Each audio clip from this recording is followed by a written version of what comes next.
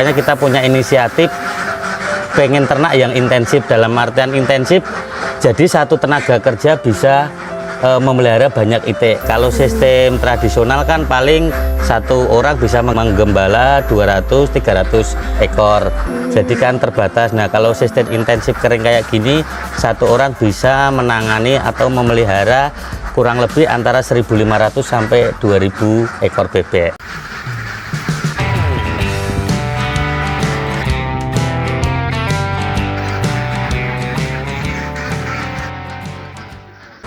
Selamat pagi Sobat Tani, berjumpa lagi di Pojok Si Manis, Pojok Konsultasi Manajemen Agribisnis Klaten. Dan pagi hari ini Si Manis kita sedang berada di Desa Bulusan, Kecamatan Karangdowo, Kabupaten Klaten. Saya sedang bersama dengan salah seorang peternak yang sudah malang melintang lumayan panjang di dunia peritian ini. Mari kita kenalan bersama-sama. Bisa memperkenalkan diri Pak, monggo. Selamat pagi, nama saya Bapak Sawiji, alamat Dukuh Kuagian, Desa Bulusan, Kecamatan Karangdowo, Kabupaten Klaten. Oke, biasa dipanggil Mas Wiji gitu ya? Biasa dipanggil Mas Wiji. Seperti yang Sobat Tani lihat di belakang kita ini adalah itik ya, belum berganti kayak gitu tuh itik, dan di depan kita ini adalah telur itik atau telur bebek. Maka hari ini kita akan mengulik tentang peternak bebek yang sudah dilakoni Pak Sawiji. Pak Sawiji, kalau boleh bercerita awal mulanya beternak itik atau bebek ini bagaimana? Awal mula kita beternak itik atau bebek pada waktu itu sebelum tahun 2008 kan kita merantau ke beberapa daerah, terakhir kita di Sumatera. Berhubung kita lihat potensi telur itu kok kebutuhannya banyak, makanya kita punya inisiatif pengen ternak yang intensif, dalam artian intensif jadi satu tenaga kerja bisa memelihara banyak itik. Kalau sistem tradisional kan paling satu orang bisa menggembala 200-300 ekor, jadi kan terbatas. Nah kalau sistem intensif kering kayak gini, satu orang bisa menangani atau memelihara kurang lebih antara 1.500 sampai 2.000 ekor bebek. 1.000 sampai 2.000 ekor bebek satu orang. Yeah. Oh iya. Tadi kenapa memilih itik? Karena melihat kebutuhan telur bebek itu di pasaran itu termasuk apa itu? Masih langka ya? Iya, masih langka, masih langka. Di samping itu kan kalau untuk ternak itik, farm-farm besar kan belum megang. Jadi kebutuhannya masih dicari. Di samping itu telur itik itu kan banyak kegunaannya, misal buat telur asin. Kalau telur horen kan nggak mungkin bisa buat telur asin. Kedua untuk jamu. Nah, jamu kebanyakan kan telur bebek mintanya. Ketiga untuk roti. Kalau roti-roti yang bagus macam kerjasama kita itu di toko roti di Mekarsari Bandung itu kebutuhan telur bebeknya kan banyak. Tinggi ya itu. Nah itu tadi kan diawali di tahun 2008. Ya. Berapa ekor yang pertama kali dimiliki oleh Mas pada Wiji waktu ya? Kita beternak awal itu kita mencoba ada beberapa teknis, dalam arti teknis satu itu ternak sistem semi, dalam arti semi itu intensif, kadang dikasih umbaran.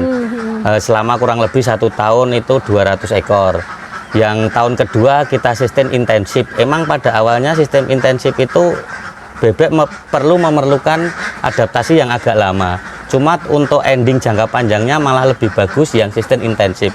Bebek tenang, nggak banyak gerak, kalori yang terbuang nggak banyak. Jadi kebutuhan makan itu lebih irit.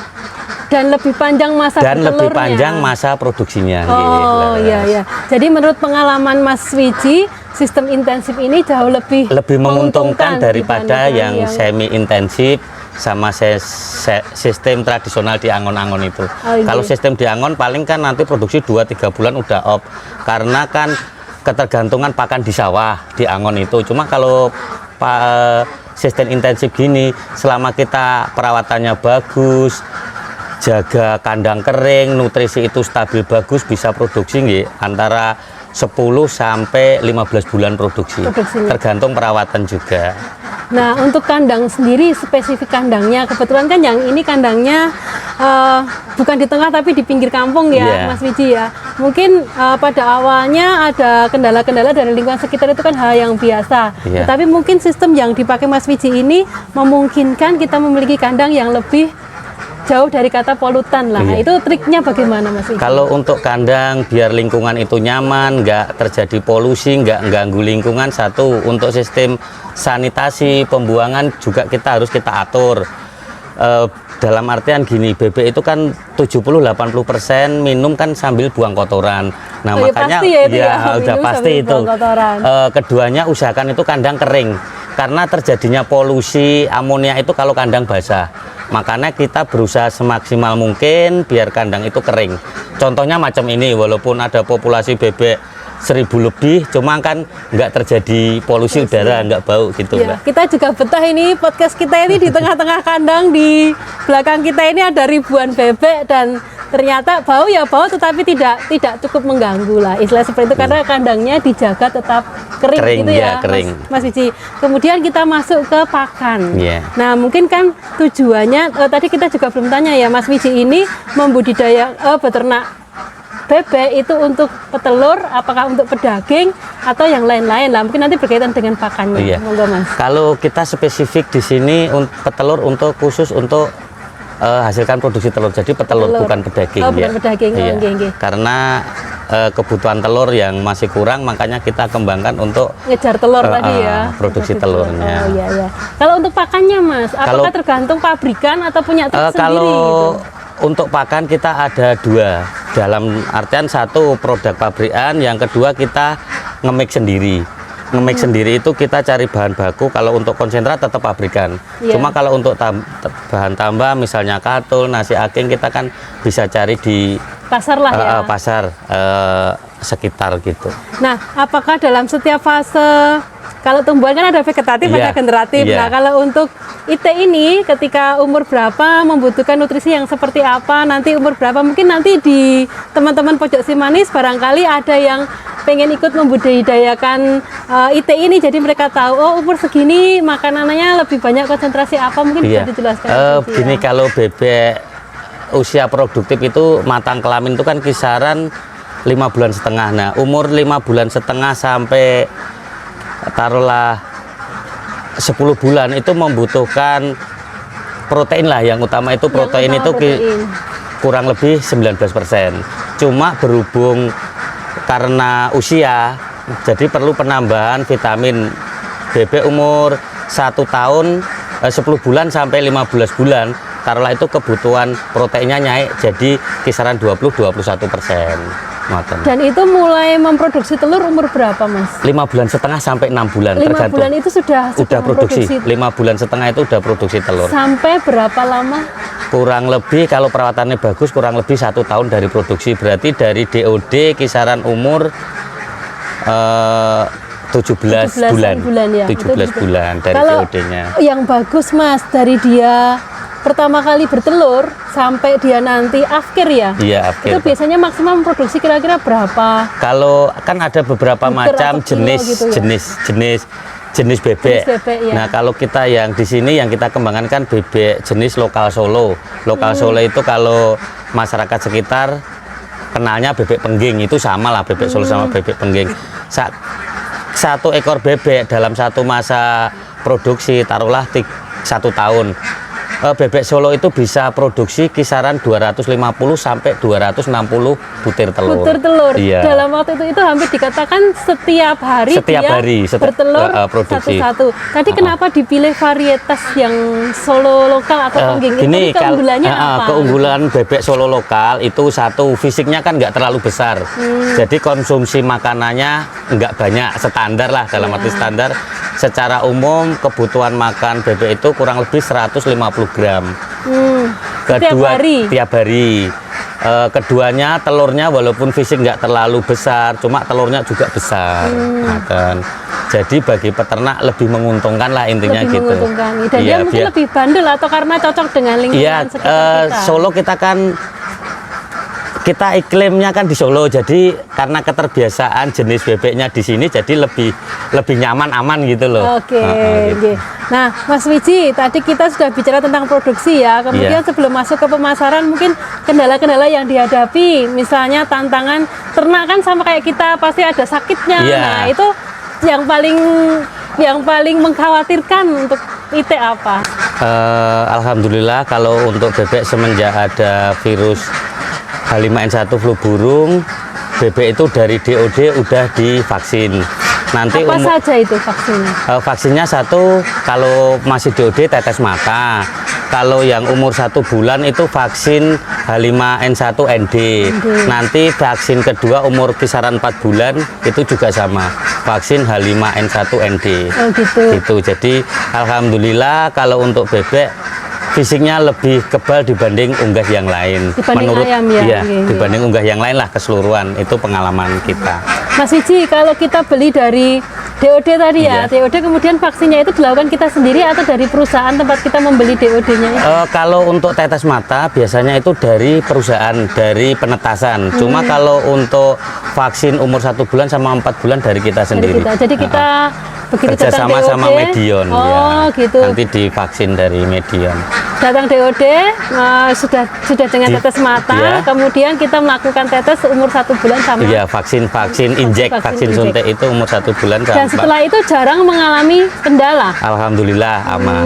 Cuma kalau masalah produksi tergantung dari pancaroba, itu pengaruh juga di produksi musim bebek ini, ya, pergantian musim, misalnya dari musim kemarau ke musim penghujan itu emang berefek ke produksi bebek. Nah, kiat-kiat kita, pinter-pinter kita biar bebek itu nggak terlalu drop ya dikasih vitamin gitu. Vitamin khusus bebek kan ada. Kebetulan ini kan sedang mitigasi El Nino. Iya. Nah, apakah El Nino ini juga berdampak pada peternakan bebeknya Mas Wiji? Berdampak karena kan suhu terlalu panas. Nah, kebutuhan makan bebek kan berkurang. Jadi bagaimana kita supaya itu bebek porsi makannya tetap, ya kiat kita dikasih vitamin, nafsu makan biar bebek itu kebutuhan makannya tetap sama. Oh, atau karena panas ini dia nggak nafsu makan Iya, gitu ya? kalau panas itu emang nafsu makannya berkurang. Berkurang, oh begitu. Jadi kalau nafsu makan berkurang, otomatis nanti pengaruh ke produksi. Jadi kiat kita bagaimana bebek itu makannya normal. Oke. Biar produksi stabil gitu. Oke, itu anggaplah kita selamat sampai dia akhirnya bertelur nggih, Iya, Mas Wiji. Nah, di depan saya ini ada contoh telur ukuran besar dan juga telur ukuran kecil. Mas Wiji, telur ini bisa disetting nggak? Bisa bikin besar atau kita pengen yang settingan aja kalau gitu? untuk faktor alami itu dari usia. Kalau faktor alami itu dari usia. Kalau usia baru produksi ya kecil. Nanti kalau udah umurnya naik otomatis besar.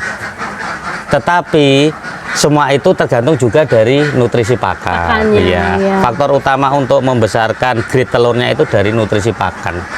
Dalam arti nutrisi pakan yang dibutuhkan bebek, macam energinya, macam proteinnya. Nah, kalau untuk pasar sendiri itu yang lebih disukai telur bebek yang ukuran besar atau telur bebek yang ukuran sedang? Secara mayoritas 95% kebutuhan pasar itu yang dibutuhkan telur besar. Tetap yang besar ya? Tetap yang karena besar. Biasanya orang jualan telur bebek itu kan bijian. Iya, Kali aja kalau bijian lebih banyak gitu. Sistem Jadi marketnya kan bijian. Tetap mayoritas 95% itu kebutuhannya yang telur besar. AB lah dalam dunia bebek. Oke, baik Mas Wiji, untuk saat ini yang dimiliki berapa ekor? Kalau saat ini, posisi saat ini kita memiliki kurang lebih 6.000 ekor. Wah, 6.000 ekor? Terdiri dari 4 kandang. 4 kandang, 6.000 ekor. Iya. Jadi setiap hari berapa persen? Kira-kira persentase Secara telurnya? umum, bebek itu produksinya kisaran 70-80%. Cuma berhubung posisi kayak gini, kita produksi di angka 70%, kisaran 4.000-an. 4.000. Dari 4.000 butir telur setiap hari itu pemasarannya kemana saja, Mas? Alhamdulillah kalau untuk market kita udah tertata. Dalam artian kita udah punya pos-pos untuk market. Itu pun dari gudeg, dari martabak, dari pengasin, dari pembikin roti gitu. Alhamdulillah kalau untuk market, alhamdulillah masih lancar. Kurang-kurang lah ya. Iya. Dan ini Mas Wiji hanya menjual telur mentah. Apakah pernah melakukan pasca panen seperti pengolahan sendiri? Enggak, gitu? kalau kita marketnya khusus mentah. Khusus mentah Iya, saja, mentah khusus. saja kurang-kurang gitu Iya, ya, istilahnya mentah saja seperti kurang-kurang, itu. iya. Ya, baik, tadi marketnya sudah sampai pulau atau sampai kota mana ini Mas Sarwiji? Kalau market kita satu Jogja, Solo, Semarang, Brebes sama Bandung. Oh, jadi Jawa Tengah bagian Iya, tengah dan ke kebanyakan, barat sampai nggih, ke Jawa Tengah ke Bandung barat. ya, sampai ke barat ya. Ya, baik. Mungkin ini jadi hal yang sangat menarik ya Mas Sarwiji ya, karena bisnisnya sangat menjanjikan. Tetapi sebelum masuk ke memberikan istilahnya semangat ke para sobat tani, saya juga ingin bertanya tentang pengolahan limbahnya. Iya. Nah, ini kan menjadi hal yang harus kita perhatikan karena zaman sekarang itu entah pertanian atau peternakan itu diharapkan zero waste. Nah, Iya. untuk limbahnya ini yang dilakukan Mas Wiji apa untuk apakah hanya dibuang, apakah ada pengolahan selanjutnya gitu? Kalau untuk limbah bebek itu kan nggak kita buang. Jadi selama bebek di situ, kotorannya tetap di situ terus. Cuma kalau kelihatan becek kita kasih sekam apa jerami biar mengeringkan. Nanti dalam masa bebek udah di akhir, kotoran itu biasanya diambil dari petani-petani untuk pupuk organik. Diambil petani untuk pupuk organik. Iya. Ya. Jadi kotoran limbahnya nggak terbuang. Jadi dimanfaatkan lagi untuk pertanian, terutama untuk pertanian tembakau sama palawija. Oh, justru malah petani tembakau dan Iya, palawija kebanyakan yang mengambil ngambil, sini. limbah dari bebek ini. Iya. Jadi nanti ini sudah bersih lagi, siap untuk diisi lagi, yang baru. fasenya gitu. Oke. Iya. Mas Sarwiji, kebanyakan dari penonton podcast kami itu kan banyak anak muda. Iya. Nah, minta tolong untuk istilahnya disemangati biar petani-petani itu atau pemuda-pemuda itu tergerak untuk beternak IT atau berbudidaya dalam bidang pertanian lah, karena kita juga membutuhkan para tenaga muda untuk keberlangsungan pangan kita. Itu Iya. seperti itu. Apakah biasanya kan peluang pasarnya ya Mas Wiji, minta Iya. tolong untuk disemangati bahwa ini masih memungkinkan atau tidak? Mas Wiji. Kalau untuk dunia IT, apalagi IT petelur, itu kebutuhan pasarnya masih banyak, jadi masih kurang. Masih Intinya luas lah masih ya. luas. Jadi kalau kita mau beternak bebek, ada 4 kunci utama. Ada 4 kunci utama Menurut saya, beternak bebek. satu punya niat seneng. Satu seneng. Iya. Kedua, usahakan modal, jangan modal pinjaman. Oh gitu. Iya, kalau Oke. modal pinjaman kita nanti pusing lah. Iya.